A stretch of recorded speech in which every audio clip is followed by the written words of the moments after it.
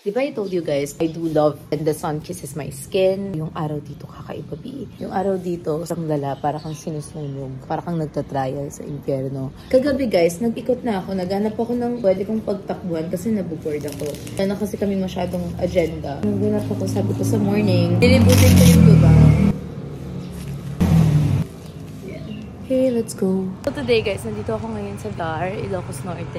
Nagbakasyon kami dito. Sabi ko, kesa nakatambay ako sa bahay, what if ikutin ko yung lugar? So kagabi, naglakad-lakad ako, hindi ko alam kung saan ako inaabot. Straight ahead, just go straight ahead, ganyan. So ayun, oh wow. Ganda ng view doon guys, pupuntahan ko yun. Ayun, naglalakad ako pa straight. Kasi meron tayong 2 goals for today. Maghanap tayo ng cafe na may wifi. Pangalawa, ikutin yung lugar. By the way guys, it is already 6:30. Tapos ang payapa nila dito.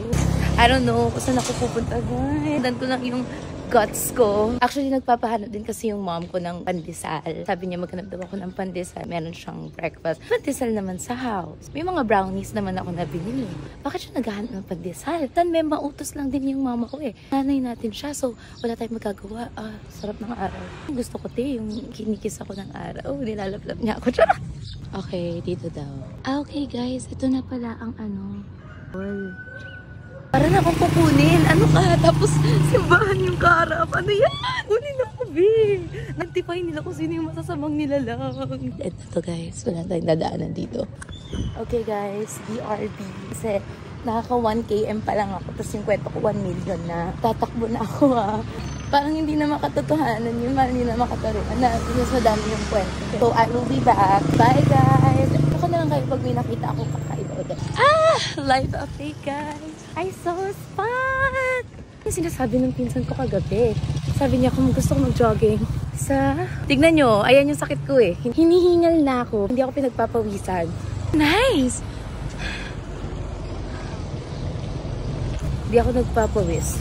Ewan ko kung anong sakit yun. Ay, humihinto sila. Bakit? Yung plate number mo, ha?